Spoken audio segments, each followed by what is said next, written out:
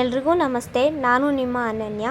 ಇವತ್ತು ಏನು ಮಾಡ್ತಿದ್ದೀವಪ್ಪ ಅಂತ ವರಮಹಾಲಕ್ಷ್ಮಿ ಹಬ್ಬಕ್ಕೆ ಕಾಯಿನ ಅರಿಶಿನ ಬಳಿಯೋದು ಯಾವ ರೀತಿ ಅನ್ನೋದನ್ನ ತೋರಿಸ್ತಾ ಇದ್ದೀನಿ ನೋಡಿ. ಮೊದಲಿಗೆ ಒಂದು ತೆಂಗಿನಕಾಯಿನ ತೊಗೊಂಡು ಅದು ಈ ಥರ ನಾರೆಲ್ಲ ತೆಗೆದ್ಬಿಟ್ಟು ಈ ಥರ ಸೈಡ್ಗೆ ಇಟ್ಕೋಬೇಕು.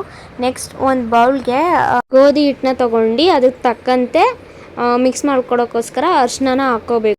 ಅರಿಶಿನೂ ಕೂಡ ಅದ್ರ ಜೊತೆಗೆ ಹಾಕ್ಕೊಂಡು ಚೆನ್ನಾಗಿ ಮಿಕ್ಸ್ ಮಾಡ್ಕೊಳ್ಳಿ.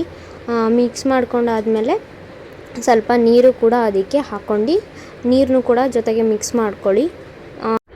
ನೋಡಿ ನಾನು ಈ ರೀತಿ ಮಿಕ್ಸ್ ಮಾಡ್ಕೊಂಡಿದ್ದೆ. ನಂತರ ಅರಿಶಿನ ಎಲ್ಲ ಮಿಕ್ಸ್ ಮಾಡಿದ್ಮೇಲೆ ನೆಕ್ಸ್ಟ್ ಆ ತೆಂಗಿನಕಾಯಿ ನಾರು ಏನೆಲ್ಲ ಕಿತ್ತಿದ್ವಿ ಅದಕ್ಕೆ ಅರಿಶಿನ ಮಿಕ್ಸ್ ಮಾಡಿರೋ ಅರಿಶಿನ ನೀಟಾಗಿ ಕಾಯಿ ಒಂಚೂರು ಕಾಣದೇ ಇರೋ ರೀತಿ ನೀಟಾಗಿ ಹಚ್ಕೋಬೇಕು.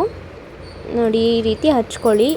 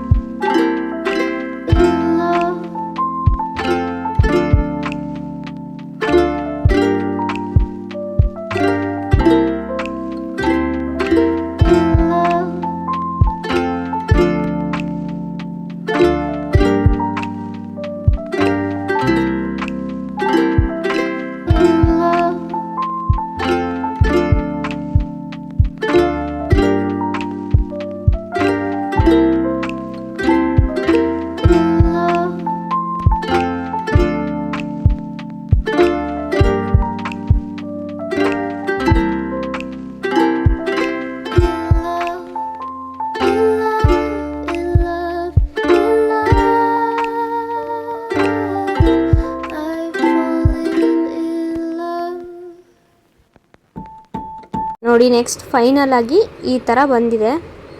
ನೆಕ್ಸ್ಟ್ ಒಂದು ಪೇಪರ್ಗೆ ಈ ರೀತಿ ಡ್ರಾಯಿಂಗ್ನ ಮಾಡ್ಕೊಳ್ಳಿ. ಯಾಕೆಂದರೆ ಅದು ತೆಂಗಿನಕಾಯಿ ಇದೆಯಲ್ವ, ಆ ತೆಂಗಿನಕಾಯಿಗೆ ಕುಂಕುಮ ಹಾಕ್ಲಿಕ್ಕೋಸ್ಕರ, ಅಂದರೆ ಕುಂಕುಮ ಕಣ್ಣು ಮತ್ತು ಐಬ್ರೋ ಎಲ್ಲ ಇದೆಯಲ್ವ, ಆ ಕುಂಕುಮನ ಹಾಕ್ಲಿಕ್ಕೋಸ್ಕರ ನೋಡಿ ಈ ರೀತಿ ಡಿಸೈನ್ನ ಕುಂಕುಮನ ಹಾಕ್ಲಿಕ್ಕೋಸ್ಕರ ಆ ಪೇಪರ್ ಮೇಲೆ ಈ ರೀತಿ ಡಿಸೈನ್ನ ಮಾಡ್ಕೊಂಡು ಆ ತೆಂಗಿನಕಾಯಿ ಮೇಲೆ ಇಟ್ಕೊಂಡು ಆದಮೇಲೆ ನೋಡಿ ಆ ವೈಟ್ ಏನು ಕಟ್ ಮಾಡ್ಕೊಂಡಿದ್ದೀವಲ್ಲ ಆ ಶೇಪ್ಗೆ ಕುಂಕುಮನ ಹಚ್ಚಲಿಕ್ಕೆ ಸ್ಟಾರ್ಟ್ ಮಾಡಿ.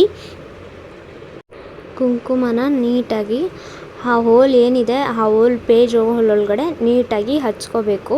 ನೀಟಾಗಿ ಹಚ್ಕೊಂಡ್ರೇ ಅದು ಮುಖ ಎಲ್ಲ ಐಬ್ರೋ ಮತ್ತು ಕಣ್ಣು ಎಲ್ಲ ಚೆನ್ನಾಗಿ ಬರೋದು.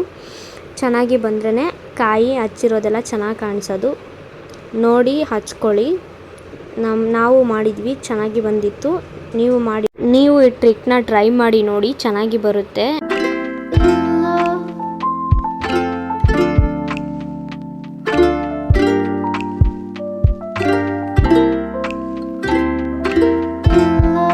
ಆ ಥರ ಕುಂಕುಮ ಎಲ್ಲ ಹಚ್ಚಿ ಆದಮೇಲೆ ನೆಕ್ಸ್ಟ್ ಆ ಪೇಪರ್ನ ತೆಗ್ದು ನೋಡಿ ಈ ರೀತಿ ಬಂದಿದೆ. ಈ ವಿಡಿಯೋ ನಿಮಗೆ ಇಷ್ಟ ಆದರೆ ಲೈಕ್ ಮಾಡಿ, ಶೇರ್ ಮಾಡಿ, ಸಬ್ಸ್ಕ್ರೈಬ್ ಮಾಡಿ, ಹಾಗೆ ಪಕ್ಕದಲ್ಲೇ ಇರೋ ಬೆಲ್ ಐಕಾನ್ನ ಕ್ಲಿಕ್ ಮಾಡಿ. Thanks for watching.